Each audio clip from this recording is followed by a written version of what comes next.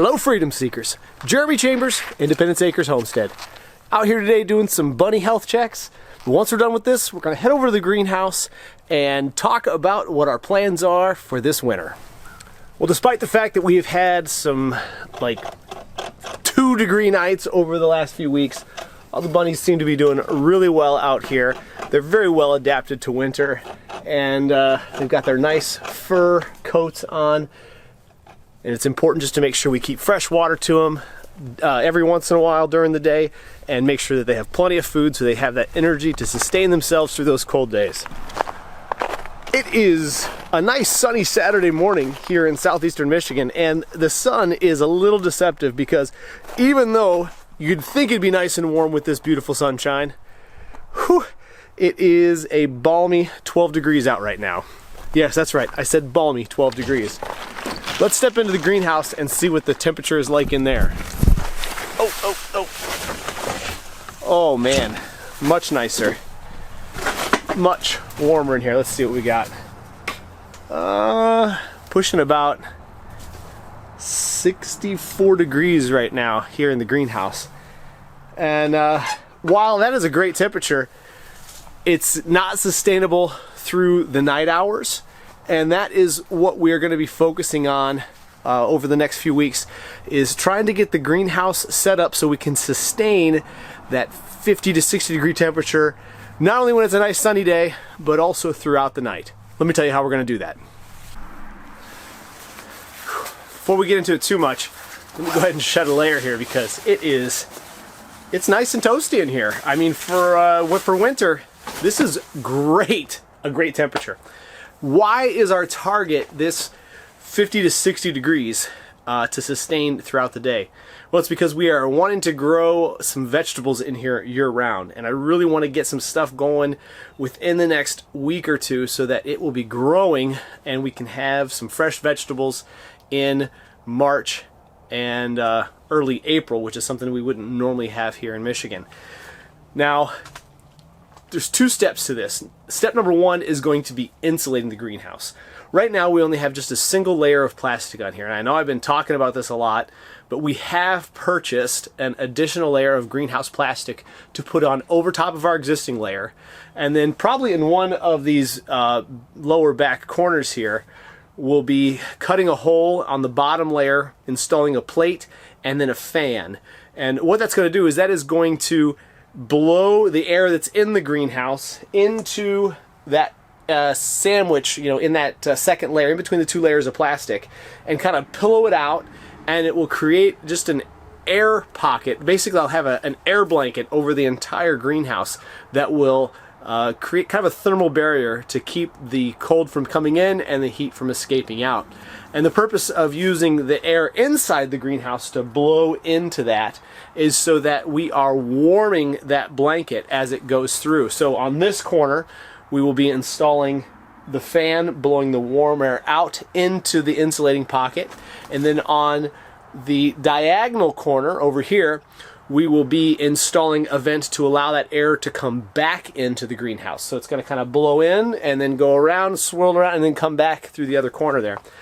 And just maintaining that, it's going to keep that blanket insulated, that insulation blanket inflated, and then it's also going to create some airflow coming across the bottom here.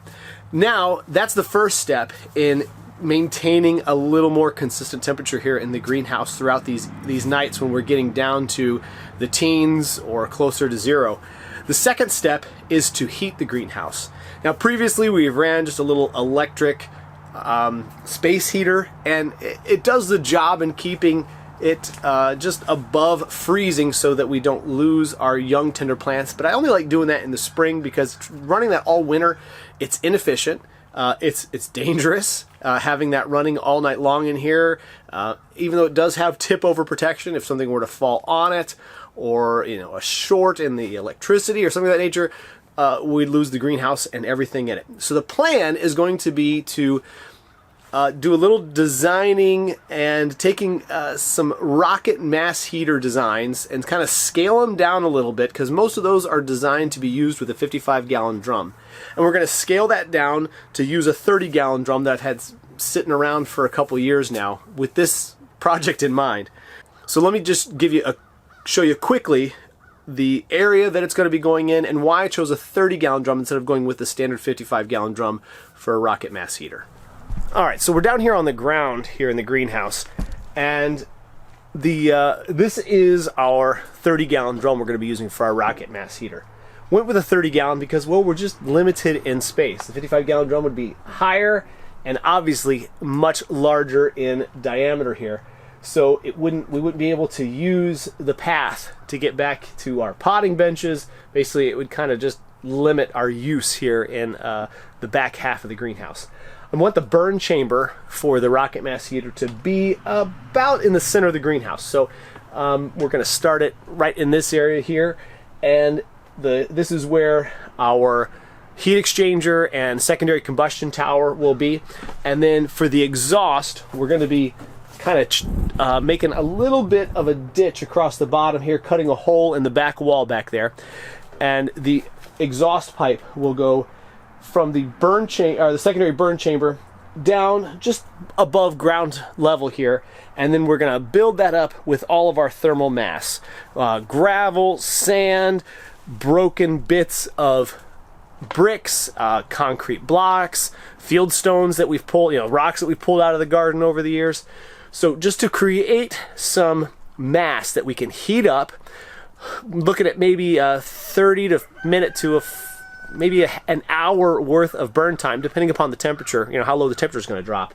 In this burn chamber, we'll heat up that entire thermal mass that we're going to be putting in, and we should be able to have that radiating the heat to keep our greenhouse at hopefully 40 to 50 degrees throughout the night.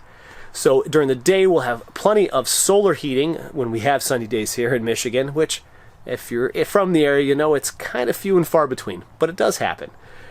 But for the days we don't have solar heating, we'll do a fire in the morning and then do a fire later on in the evening in order to maintain this temperature throughout our cold Michigan nights.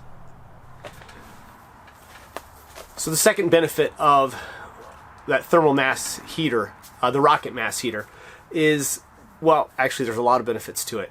It's going to be a more even and radiant temperature than just having a standard wood stove, which is only going to be radiating heat whenever it is, actually burning. With these rocket mass heater, you are basically not heating the air, you're heating the mass. So the area where I'm sitting right here, where we're going to have that large area of concrete and stone, that not only is going to be our radiant mass, thermal mass, but it's also going to become the bench here, so that we have a place to sit when we're working on potting up all of our plants here on our potting benches. The other thing this will be good for is when it does come time to begin to start seeds, we'll be able to just set our seed starter trays right on this thermal mass, so that we don't have to worry about using electricity in order to start our seeds. We like to use the heat mats to just give our germination just a little bit of a kickstart. But using this thermal mass bench that we're going to create, it's going to reduce our electricity needs and also reduce our dependence on all of these things, which can fail a little easier. About the only thing that is a point of failure in this entire design, besides the plastic, of course, on the greenhouse, is going to be that fan that we're going to be installing to inflate the insulating blanket on the between the two layers of plastic. So I'm going to buy two of the same fan, so that way we always have a backup in case one fails. So that's really the only chink in that plan, is if that fails. So really looking forward to getting this project underway. If you don't follow us on Facebook and Instagram, that's where we'll be sharing some daily or project updates as we go through, and then we'll be doing some stuff here on YouTube. But if you don't follow, like I said, if you don't follow us on Facebook and Instagram, go ahead, head over Independence Acres Homestead on both of those platforms, and we'll be sharing most of the same content. So if you follow us on one, you don't need to necessarily follow us on the other. We try to share the same content on both. It's hard to believe that we're already in 2022. This last year has absolutely flown by, and we really appreciate you joining us for this journey.